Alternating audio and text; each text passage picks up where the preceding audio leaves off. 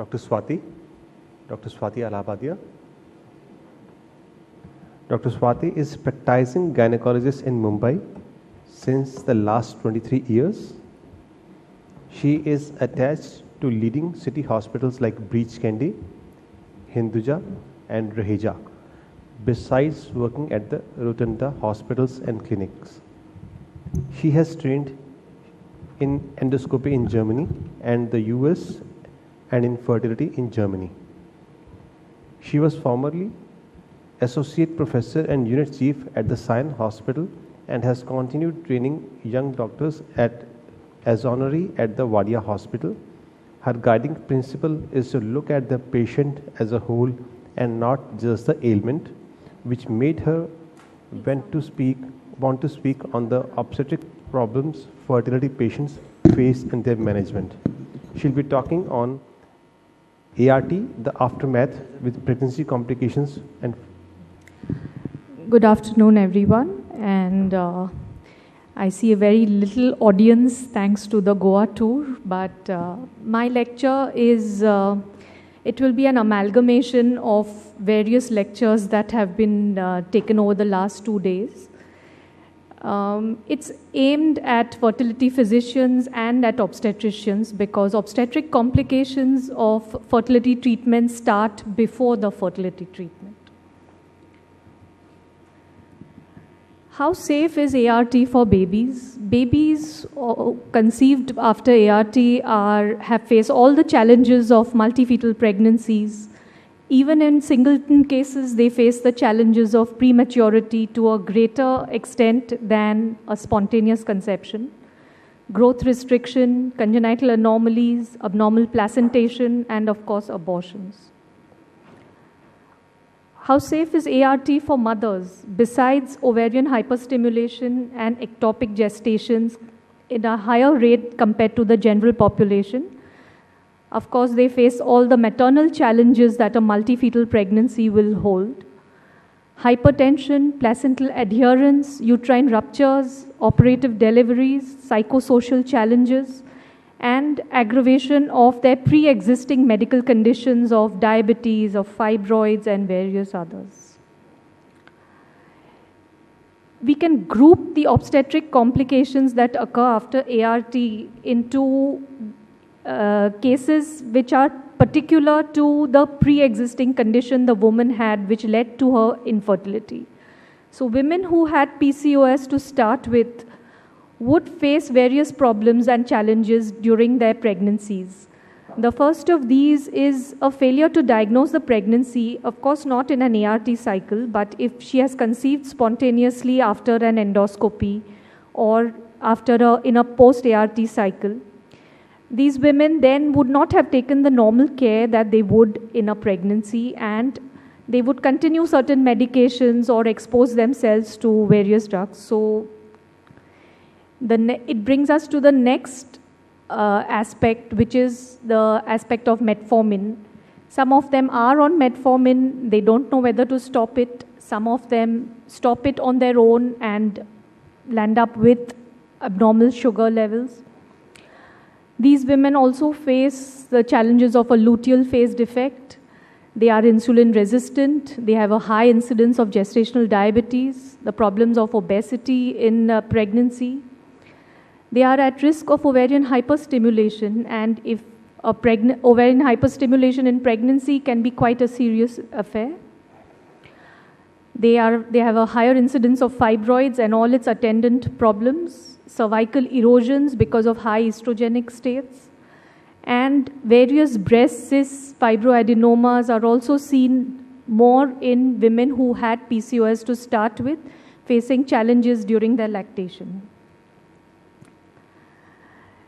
Metformin is a very attractive drug for obstetricians because it's easy to administer, it's acceptable to most patients, it is cheap, it is actually more effective than insulin in gestational diabetes and diabetes type 2. And no paper has conclusively proved that metformin leads to increased abnormalities other than those caused by the inherent diabetes. The things contrary to the use of metformin are that there is no definite study about its safety. No study has conclusively said that it is absolutely safe. It is not yet a time-tested drug, and it does cross the placenta. If a woman is on metformin before she gets pregnant and her sugar levels were low, then we advise her to stop her metformin when her beta-HCG turns positive and monitor her sugar levels and decide what to do once if the sugar levels start rising. If a woman was frankly diabetic while she was on her ART cycle and she's controlled well with metformin, we continue the metformin into her pregnancy. And women who inadvertently take the metformin because they don't know that they are pregnant are just reassured that it's not going to harm the baby any more than diabetes would. Hyperprolactinemia is another problem that can continue into a pregnancy. Women who are on cabergoline, if their prolactin levels were not very high, they are also asked to stop the cabergoline once their beta-HCG turns positive. But it is like metformin, it has been inadvertently taken during pregnancy and no side effects were reported on babies. Prolactinomas that were there to start with have a 1 to 25% chance of significant enlargement during pregnancy, and they lead to headaches, visual disturbances like bitemporal hemianopia because of pressure on the optic chiasma. These women land up with excessive thirst and diuresis due to decreased secretion of antidiuretic hormone. They have nausea and vomiting. The management of hyperprolactinemia starts before the ART cycle. If a woman has very high prolactin levels, she should undergo an MRI. If there is a large adenoma, then she needs either medical or surgical therapy for it. She needs 1 year of medical therapy after the surgery before the ART cycle is started, because women who have this 1 year of medical therapy are the ones who do best in pregnancy. The prolactinomas don't enlarge and they continue their pregnancy comfortably.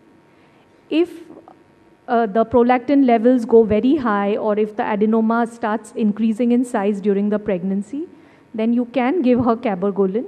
One of the known side effects of cabergoline is a pericardial effusion in the mother. So with that in mind, the woman is given appropriate drugs. Both bromocriptine as well as cabergoline have to be given in cases these adenomas increase to such a large size and prolactin levels increase.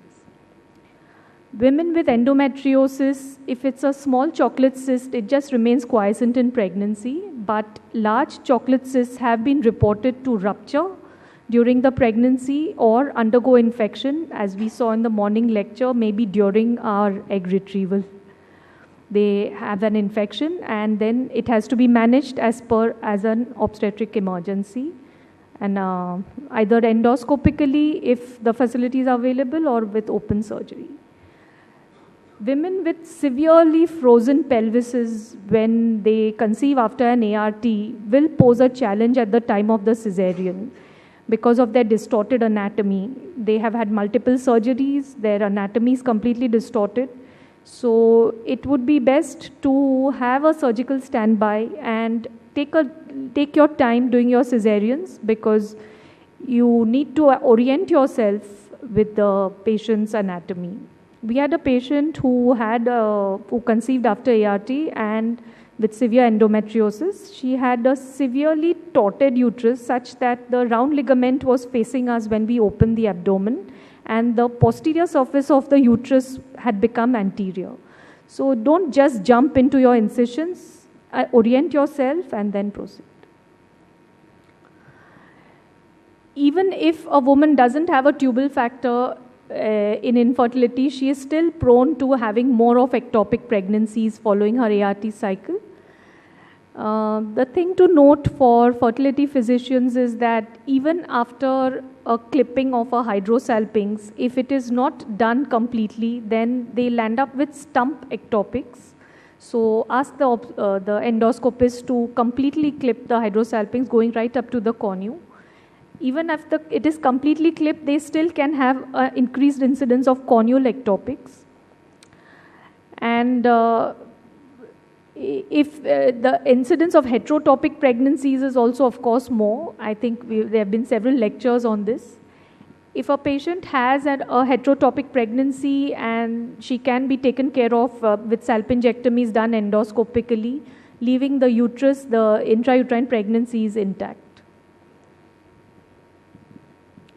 Fibroids that have been not operated and the small subserous fibroids, we do tend to leave them, would pose challenges of anemia because of chronic menorrhagia, abortions, preterm deliveries. The fibroids can undergo degeneration, they can enlarge in size and create pressure symptoms, and they pose difficulties during cesareans if they are large fibroids on the lower segment, and then the postpartum hemorrhages. So ART women are best delivered in an institutional setup or a place where you are prepared to take care of all these complications. Women who have been operated for fibroids, like the lecture in the morning of Dr. Gilani showed, that they are prone to antenatal uterine ruptures. So the best thing to do would be to do a good scan on them at 30-32 weeks. Give them steroids for baby lung maturation, and if the scar is very thin during the scan at 30-32 weeks, opt for an early elective cesarean to prevent this antepartum silent rupture. Of course, now with the barbed sutures and with the multi-layer closure and use of the baseball stitch, we get very good uterine apposition, and the incidence of an antepartum uterine rupture is going down even after endoscopic myomectomy. Women who have undergone a submucous resection of fibroids are prone to intrauterine synechiae. If at all they do conceive, then they could land up with growth restrictions. And of course, poor placentation, if the fibroid problems of placentation in the form of adherent placenta, etc. Now, Dr. Osgood just cancelled this slide for me because the traditional thinking was that any woman who has undergone a rapid dilatation of her cervix to a number 10 Higas for a metroplasty or a septal resection would possibly land up with an incompetent os. But if that was so, then even the singleton pregnancies would have had preterm deliveries. So there is probably something else beyond this. However, women who, when an obstetrician is looking after a woman who has undergone a septal resection in the past, then they should ideally be keeping a watch on the cervix, as I will just say later. Women who have had a metroplasty, again, antenatal rupture like for fibroids, so watch the upper segment also. Now, the slide on the left shows a woman who had an ART cycle with us, and she went back to her hometown and she developed severe preeclampsia. She had a preterm cesarean. She lost that baby. She came back for her second IVF cycle, and during that cycle, she decided to deliver in Bombay. She had a placenta which had completely eroded through her uterine wall and gone on to the urinary bladder. And it was a placenta percreta. She developed a mild hypertension, and she needed a cesarean at 30-33 weeks. So patients who have had multiple uterine surgeries, as many of these ART patients do, they need a good scan with a color Doppler to look for the subplacental lakes, to look for infiltration into the myometrium, and if it is there, then a good planning of her surgery. By good planning, we mean if she doesn't have any other surgeries and her anatomy is not, we don't expect it to be distorted, we are prepared to do an internal iliac artery ligation on her. If she had severely distorted anatomy, then we would advise her to go in for a fluoroscopic uterine balloon catheterization prior to her cesarean. After the delivery of the baby, the balloons are inflated, and if need be, the placenta is left behind, because trying to remove a placenta like this would just lead to torrential hemorrhage. The balloon is deflated after 24 hours and it takes care of the hemorrhage, which would have otherwise occurred. And the placenta sheds and falls as the uterus involutes. Methotrexate in such patients is again controversial. Patients who conceive with ART are also more prone to the preeclampsia, eclampsia, toxemia compared to spontaneous conception. And for the donor egg pregnancies, the incidence of preeclampsia, eclampsia, and toxemia is much more. They are prone to growth restrictions and, of course, the antenatal ruptures if it is a placenta percreta. This subject has been done to death. We don't see these ovarian hyperstimulations in pregnancies anymore, but if they do occur, then these are the late onset severe types, and 20% albumin can be given to them if need be, and albumin is not reported to be embryotoxic. 6% starch. Then these patients develop severe ascites, pleural effusions, and they need repeated tapping of that ascites. Severe cases, they need termination. Steroids also help by their membrane stabilizing properties. The patient settles down at around 6 weeks. Some of them need ICU care and ventilatory support if she has a pericardial effusion and she has a pleural effusion. And of course, the patients who are pregnant with hyperstimulated ovaries are more prone to ovarian torsion than a woman who is not pregnant. A woman who has multifetal pregnancies, it's important to counsel them before we advise fetal reduction, that there is an 8% total pregnancy, there could be an 8% total pregnancy loss. We prefer to do it at 11 to 13 weeks because it gives us a chance to see the nuchal translucency and other anatomical markers of abnormalities. And if we are giving them luteal support or progesterone into their first trimester, then this is continued till a week after her fetal reduction. Tocolytics and antibiotics are also given, although studies have shown that they have no beneficial effect. And most of the obstetric problems that obstetrician faces after an ART pregnancy is because of multifetal pregnancies. Counseling is also important. I think there was a wonderful lecture in the morning by Dr. Chitra about reductions, etc. So they are done transabdominally if preferably, but if the abnormal fetus is very low down, then it's done transvaginally by injection of KCL, and taking care to see that we do it for the one that is most abnormal, the fetus that's most abnormal.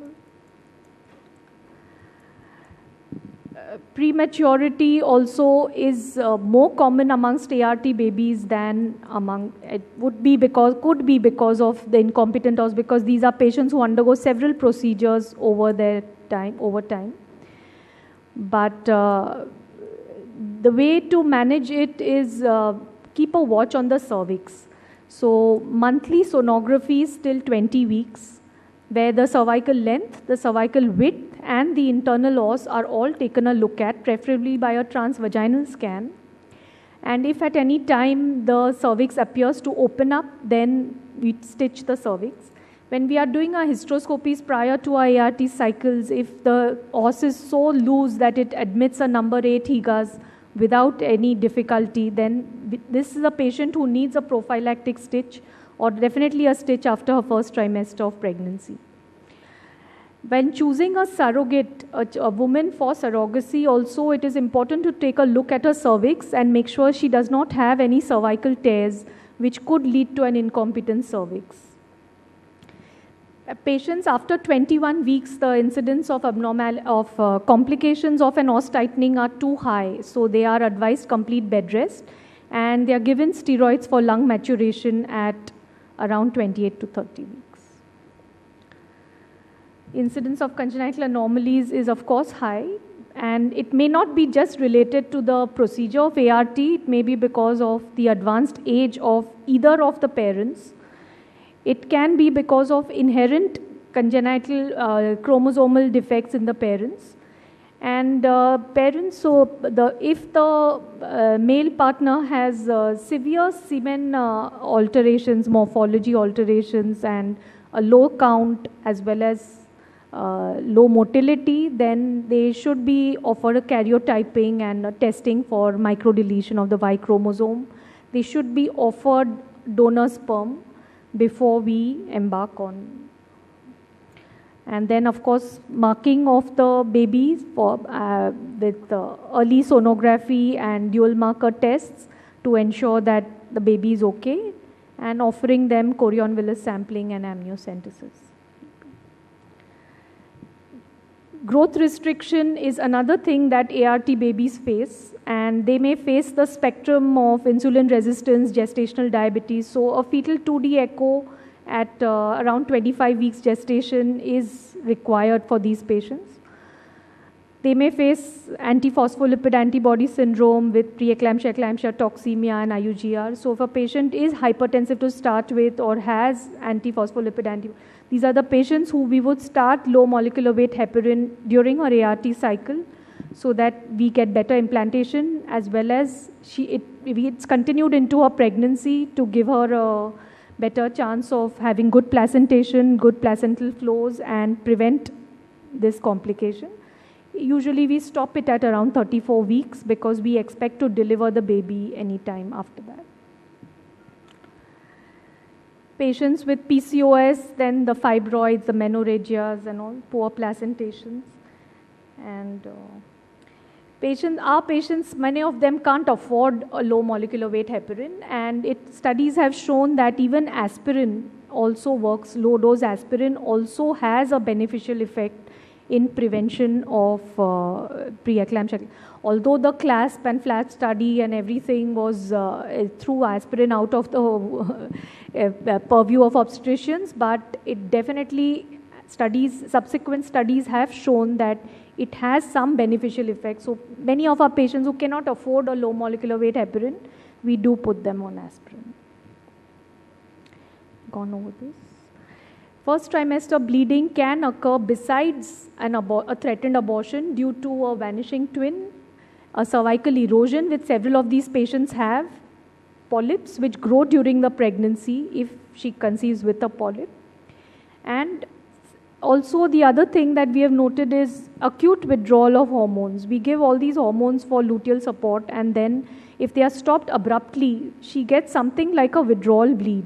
So it's important to taper the hormones that you're giving for luteal support if you're giving very high doses, and then stop them. We don't do ART for HIV discordant couples, but if the couple is hepatitis B discordant, if the woman is not hepatitis B positive, then ideally she should be offered the vaccine, and 3 months after the last dose, she should be subjected to a ART cycle. It's important to monitor her hepatitis B status during her pregnancy, and then the usual things about doing a cesarean or preventing prolonged labors and so on.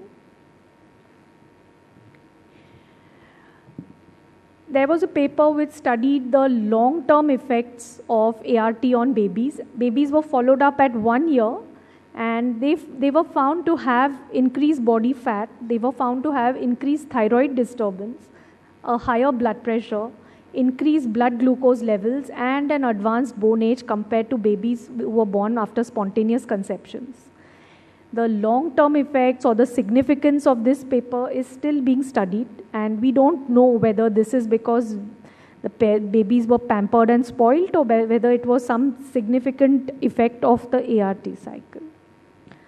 Of course, the parents face a lot of psychosocial problems. There is a lot of financial planning involved, and it's the obstetrician should early on prepare a woman for her, if she has a multiple pregnancy, for baby care, because she is going to face, besides multiple pregnancy, maybe preterm deliveries, so many babies to look after. There will be an issue of returning to work, a stress on all her relationships. So to conclude, the history of the condition that led to her infertility is important when you're managing the obstetrics of a woman who has conceived after ART. One must be alert to all the complications and aware of everything. These patients should be followed up frequently. We need additional tests for these patients, like a more frequent scan, looking at the cervix, a timely intervention like maybe a cervical stitch or an early cesarean or steroids to mature the baby's lungs. And counseling a patient prior to ART and delivery is very important. So let's not send our patients from the frying pan of infertility into the fire of obstetrics, but from the incubator for the gametes to the protective care of an informed obstetrician. So I thank you for listening to me so patiently, and I'm sure your patients will too.